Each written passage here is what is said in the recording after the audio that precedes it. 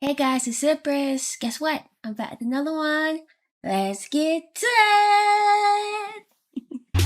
It's more than a statement, it's a way of life.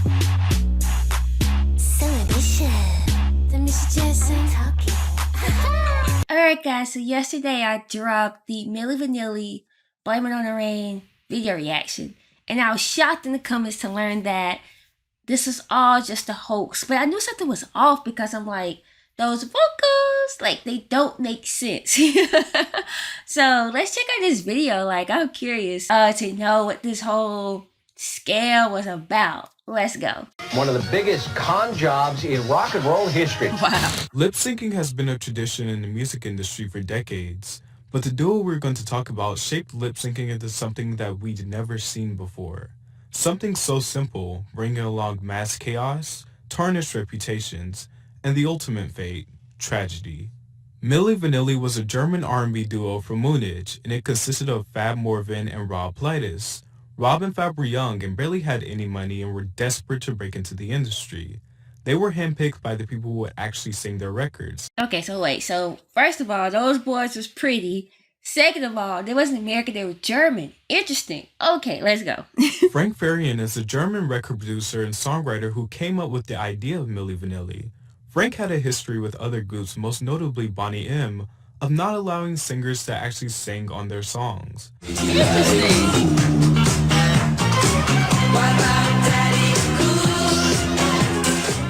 The band members were merely just actors who mouthed words.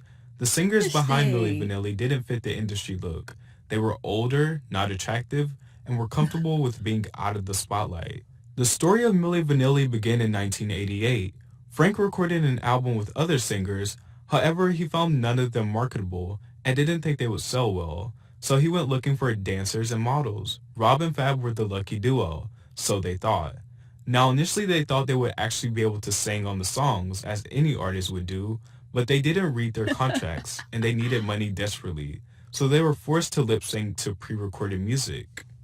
Alright, so wait a minute. So this is basically kind of clearing the guys, maybe, right? Saying that they thought they was going to sing on the record, but once they read the contract, they signed, like people do, right? Happy, ooh, I got a deal, I'm signing right now, didn't read all the fine print.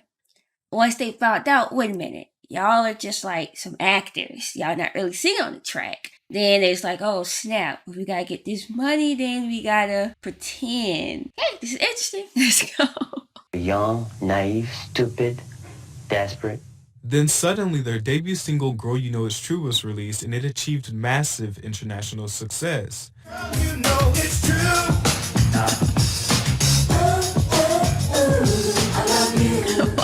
And the album of the same name did even better, going on to sell over 6 million copies in the USA alone. They were the biggest duo in the world. Good looking, could seemingly sing and dance very well. This dude right here, he gotta give me like, he could be like Michael Jackson's little brother, right? Let's go. Now something very interesting about this situation is that on the European version of the album, it didn't have them credited as singers, but the American version did. By this time, Milli Vanilli were at the height of their career. They had achieved 3 #1 hits, Blame It on the Rain, Girl I'm Gonna Miss You, and Baby Don't Forget My Number, and a Grammy for Best New Artist. So I got a question, right? Because I remember I was reading Joan Collins' first biography that she wrote. This is pre-Dynasty, and she didn't release it in America, but she was talking about the abortion that she had with Warren Beatty's child. But when she wrote her book in America, she didn't include that in there. Why is it that in European like copies it's okay to tell the truth, but in America it's like, oh, we gotta hide it? Because that thing clearly did state that they were performers, not the lead vocals. That's interesting. All right, let's go. The Milli Vanilli winning streak was astounding. They excelled in everything.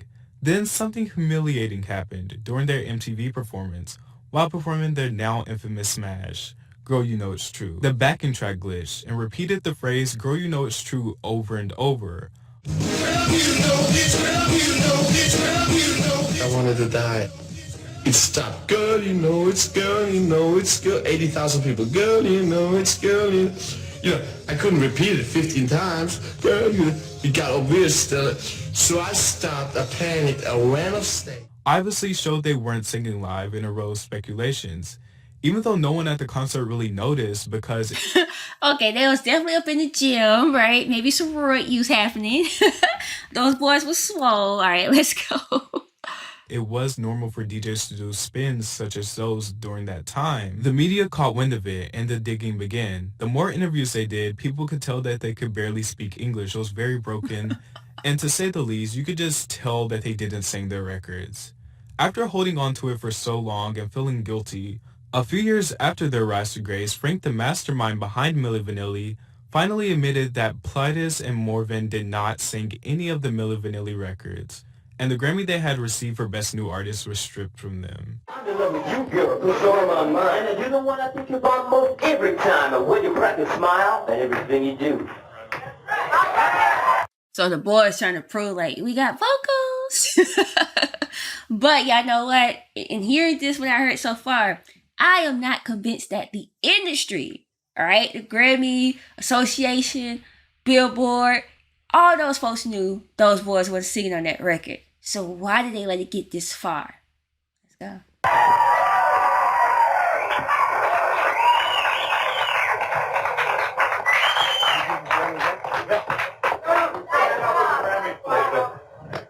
So we give this Grammy back now. Brad Howell and Sean Davis are the real singers, and I think they should get this Grammy. We ended it. Robin Fab ended Milli Vanilli, not Frank Farian.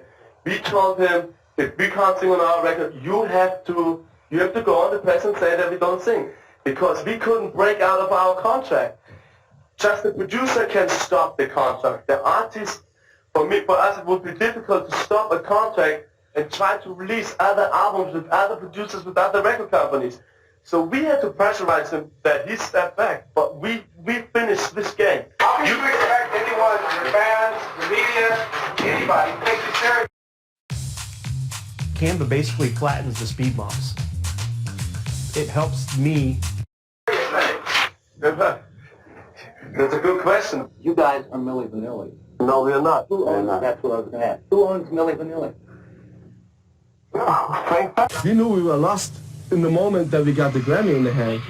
We knew that gonna be It was done. And we regretted it. We tell our fans we regretted it 200,000 times. Which is actually where the Best New Artist curse stems from. It said whoever receives the Best New Artist Grammy won't be around for long. After they wouldn't follow instructions and wanted to sing but they couldn't and stopped faking it, their public shaming began. The fallout is one of the greatest ones to happen in music history. They then said they made a deal with the devil, referencing Frank, and they sang to prove they could actually sing. The lawsuits from upset fans poured in quickly. The record label claimed they didn't even know about this major lie. They even made light of it. Arista's vice president at that time dismissed the feeling that the label should be embarrassed by the situation, stating, 7 million albums? Embarrassing? I don't mean the end justifies the means, but we sold 7 million albums. Exactly. That's all the record company care about. That moolah. Let's go. The vice president says. The real Milli Vanilli was then revealed, and Robin Fab still hoped that they would be able to prove themselves and achieve success the honest way. The mastermind behind this, Frank Farian, didn't seem too apologetic either, saying, what was the betrayal? Did anyone in America believe that the Village People or the Monkees really sang themselves? The Archies? Please. Everyone's been doing it for 25 years. Madonna, Janet Jackson, these perfect dance shows are expected now. So the best way to go on stage is with tapes. Meantime, Rob and Fab were still hoping for a comeback, as Rob states in August of 1991, we were so naive. We figured because we had sold so many albums as Milli Vanilli that all the record companies would be dying to sign us. After the scandal broke, we were sure that all these million-dollar offers would come pouring in, so we just went about our lives and waited.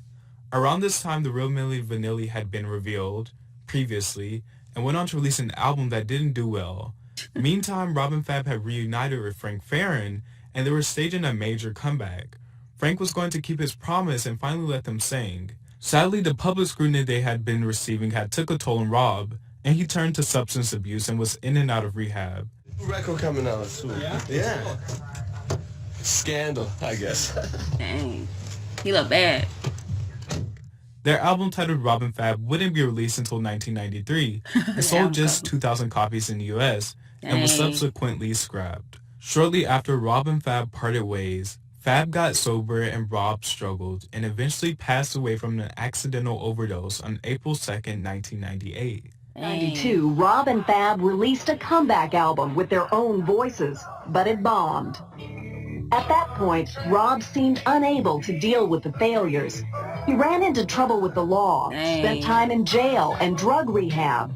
In April 1998, Rob overdosed on pills and alcohol in a German hotel room.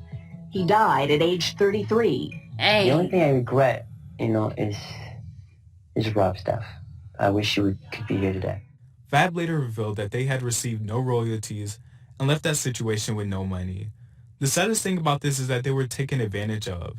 It's a classic tale in the music industry. Young artists desperate for their dreams gets taken advantage of by greedy businessmen. They didn't read their contracts. They were also very talented, but people forget that part. Their image will always most likely remain the same in the media, but they could sing, but they weren't allowed to, for whatever reason. Also think Frank Farian, the man who orchestrated this idea, should have received blame as well. So should have the actual singers, but ultimately everyone who was involved should have caught flack, just like Rob and Fab. Nevertheless, the music that was created during this ill-fated concoction was great, but will be tainted forever. The tragedy and the thought that they never got to redeem themselves, even though they had it in them to do so, is the saddest part. I'm in love with you, girl, 'cause you're on my mind. You're the one I think about most every time. When you crack and smile and everything you do. Don't you understand, girl, this love is true. You're so sick in hand, oh sweet and... And it also makes you think, what other artists have done this and got away with it? Is it truly an industry thing or an isolated incident? Either way, the story of Milli Vanilli is bigger than lip syncing. It shows the selfishness, sadness, and failure in an industry that is almost always glamorized and deserves to be told to a broader audience. All right, so interesting. So I have a lot of thoughts about this. Number one, no, I don't think this was an isolated incident. Like, you guys know about Darlene Love, right? Classic example, I think, in the modern era music. With the crystals, right? The do run, run, run, the do run, run. That was Darlene's voice, but they're like, it's the crystals. And then not only that, we think about even to like when RCA Records first started, right? And the dude was going around the country recording folk. They didn't know like who really was singing that record. Like the world was just too, how do you say it? Unexposed, right? So it's kind of like, hey, this is Empress, but really it was like Sally Lou down the street singing, you know? And not only that, we saw this guy, Rick or whoever the producer was, I forgot his name, but he had been doing that since the 70s, right? So, and I feel like it still does go on today, but I would be curious to see in today's climate, right? I feel like Rob and Fab could have went on and kind of still had success with social media. I don't think today's audience would have been so hard on them, so to speak, right? Like, look at when Meek Mill, right, tried to expose Drake, like, oh, he don't even write his own raps. Nobody really cared. So I wonder today what Rob and Fab would have been able to, again, get through this. This is interesting. And I find it interesting, too, that they went back to that same producer who played them. You know what I mean? It's kind of like, They say they didn't read the contract. They didn't know they would be singing. When they auditioned, right? It's a lot of gray areas in this whole story. But the thing is, at the end of the day, they sold 7 million records. Arista got paid. Did they give the money back to the fans who bought the records? Like, hey, sorry. I'm quite sure they didn't.